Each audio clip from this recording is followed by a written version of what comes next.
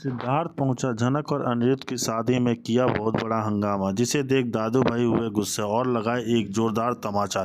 जी हां दोस्तों, हम बात करें स्टार प्लस के शो जनक की। तो दोस्तों, आगे बढ़ने से पहले अगर आप इस चैनल पर नए हैं तो इसे सब्सक्राइब कर दीजिए, साथ ही बेल आइकन दबाना ना भूलें। वीडियो अच्छा लगे तो इसे लाइक जरूर कीजिएगा। चलिए आगे बढ़ते हैं दोस्तों। जैसे कि स्टार प्लस के लोकप्रिय सीरियल जनक के इन दिनों प्यार और रिश्तों की उलझी हुई डोर दर्शकों को बंधे हुए हैं। जनक और अनिरुद्ध, जिसके बीच गलतफहमियों का एक लंबा दौर चला, आखिरकार अब एक दूसरे के प्यार में पूरी तरह से डूबे हुए हैं और शादी के बंधन में बंधने की तैयारी कर रहे हैं। उनकी प्रेम कहानी में एक नया मोड़ तब आता है जब जनक अनिरुद्ध की सेहत का ख्याल रखते हुए उसके लिए जूस का ग्लास लेकर पहुंचती है। अनिरुद्ध अपनी प्यारी जनक को अपने पास पाकर खुद को रोक नहीं पाता और शरारत भरे अंदाज में उसका हाथ पकड़कर उसे अपनी गोद में बिठा लेता है। वह उसे लवेरिया नामक एक काल्पनिक बीमारी के बारे में बताता है, जिसका मतलब है कि जनक से दूर रहने पर उसकी तबीयत बिगड़ने लगती है। जनक अनिरुद्ध की इन नटखट बातों को भली भांति समझती है और उसके प्यार के भरे अंदाज पर मुस्कुराकर उठती है और दोनों एक दूसरे की कंपनी में बेहद खुश हैं और एक दूसरे का ख्याल रखे हैं। और रोमांटिक माहौल पर उस समय थोड़ा बदल जाता है। अनिरुद्ध के परिवार वाले घर में प्रवेश करते हैं। उन्हें देखकर जनक थोड़ा घबरा जाती है, जबकि अनिरुद्ध थोड़ा असहज महसूस करता है। दरअसल परिवार वाले जनक और अनिरुद्ध को वापस घर ले जाने के लिए आए हैं, क्योंकि जल्द ही उनकी शादी होने वाली है और तैयारियां उसी घर में की जानी है। जनक बोस परिवार में पहले भी हुए कुछ अप्रिय अनुभवों के कारण थोड़ी दड़ी हुई है और घर वापस जाने से हिचकिचा रही है। वही तो अनिरुद्ध भी अभी तुरंत घर लौटने के लिए उतना उत्सुक नहीं है। हालांकि अनिरुद्ध की काकी स्थिति को संभाल लेती है और जनक को जल्द से जल्द वापस घर चलने की तैयारी करने के लिए कहती है। वह जनक को विश्वास दिलाती है कि वह सब ठीक हो जाएगा। ताकि कहती है कि जनक और अनिरुद्ध को तो कन्विंस हम कर ही लेंगे। कन्विंस मतलब हम उन्हें घर लेके ही आएंगे। वैसे तो उन्होंने डिसाइड कर ही लिया है कि अब हमें और जो अर्शी और अनी दोनों को डाइवोर्स लेना है, क्योंकि अर्शी भी अभी सिद्धार्थ के साथ है और जनक वैसे भी अभी अनी के साथ यहाँ पर रुकी हुई है। तो सब ने डिसाइड कर ही लिया है कि हाँ, हमारी लाइफ में आगे बढ़ चलते हैं, डाइवोर्स देकर जो शादी करते हैं। बस बात यही है। जनक बोस फैमिली में जो पहले हो चुका है जनक के साथ, वह वापस ना हो, इसलिए वह थोड़ा हमारे या घर वापस आने के लिए डर रही है। हम उसे मना लेंगे 100%। काकी माँ और बड़ी माँ के कहने पर आखिरकार जनक वापस आने के लिए मान जाती है। हालांकि उसके मन में बॉस हाउस में वापस आने को लेकर एक डर और आशंका बनी रहती है। अनिरुद्ध और जनक की एंट्री बॉस हाउस में होती है, जिसे देख सभी खुश हो जाते हैं। शुभो और तनुजा बिपाशा को छोड़कर अनिरुद्ध बोलता है तनुजा और बिपाशा से, देखिए मैं यहाँ तो आ तो गया हूँ, लेकिन यह कभी भी सहन नहीं करूँगा कि आप दोनों जान जनक की बेइज्जती करें। अगर आप लोग जनक की बेइज्जती करेंगे तो मैं इस घर से चला जाऊँगा। जी हाँ दोस्तों, अनिरुद्ध ये सब अपने घर वालों से कहता है और ये सब सुन के आगे कहानी में एक दिलचस्प मोड़ देखने को मिलता है। कहानी में एक और दिलचस्प परंतु जरूरी जब अर्शी के तलाक के पेपर्स पर साइन करने की बारी आती है। अनिरुद्ध अपने वादे के मुताबिक तलाक के कागजात पर हस्ताक्षर करने के लिए तैयार है, लेकिन अर्शी का रवैया अप्रत्याशित होता है।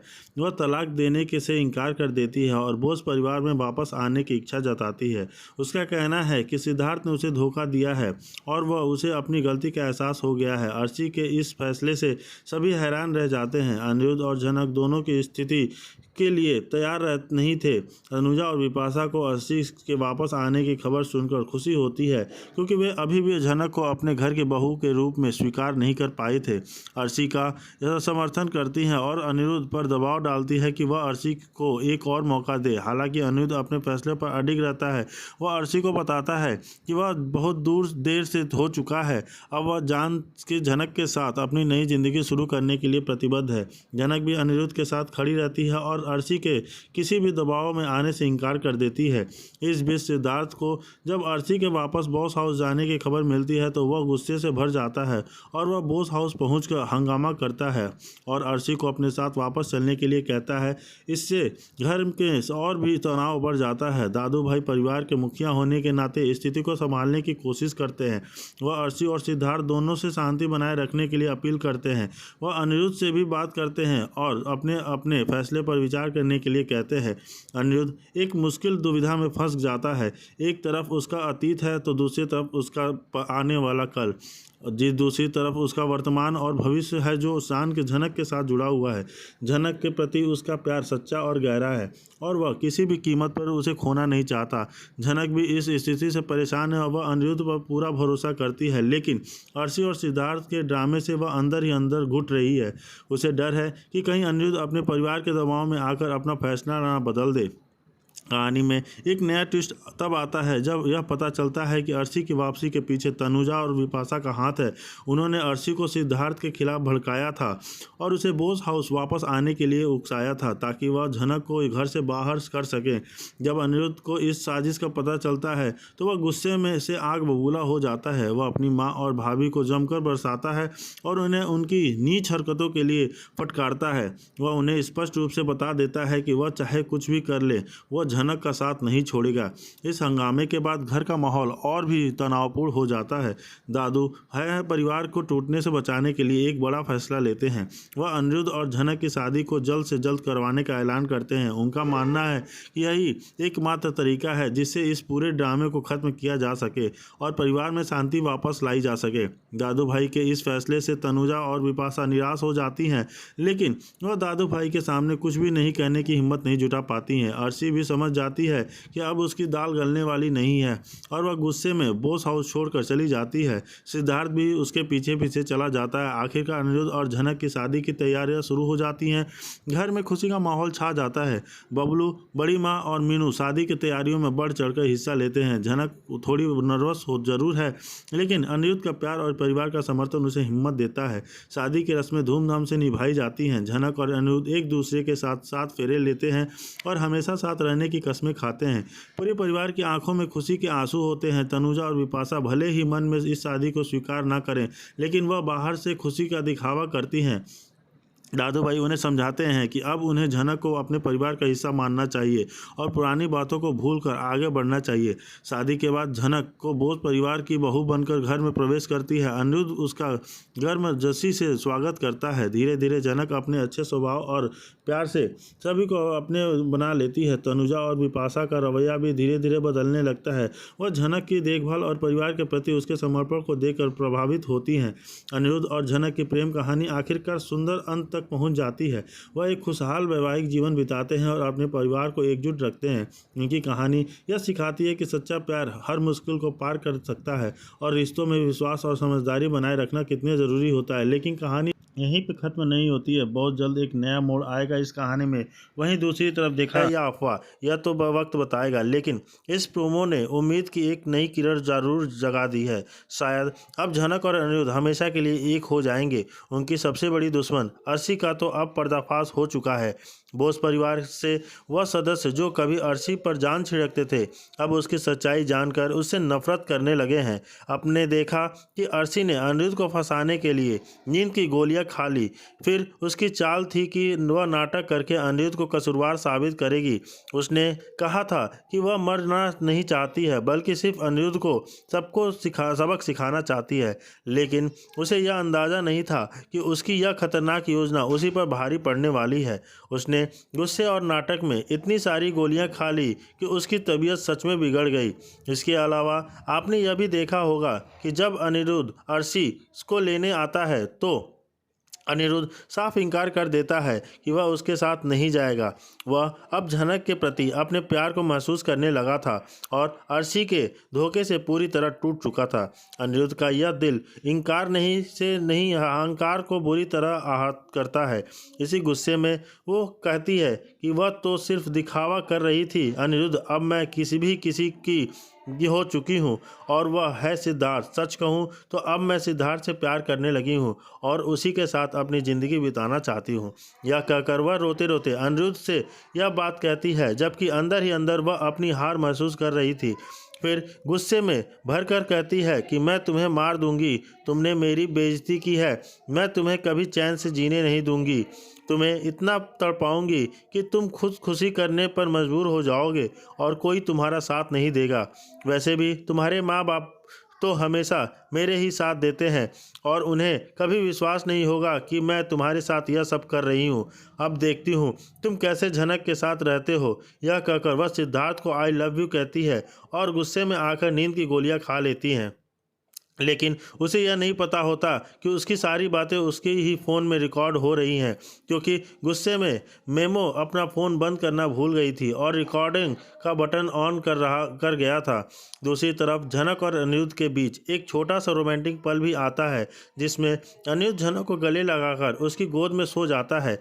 वह पल दोनों के बीच पनपते गहरे रिश्ते का प्रतीक था, एक ऐसा सुकून भरा लम्हा जो उसकी मुश्किल भरे जीवन में थोड़ी शांति लेकर आया था। अगली सुबह जब अर्शी को अस्पताल ले जाया जाता है तो उसकी हालत बहुत नाजुक हो जाती है, क्योंकि वह तो सिर्फ नाटक कर रही थी, पर उसे नहीं पता था कि दवाइयाँ उसके शरीर पर कितना बुरा असर कर जाएंगी। डॉक्टर ने बहुत कोशिश करने के बाद उसे होश में आता है, लेकिन उसकी हालत अभी भी स्थिर नहीं थी।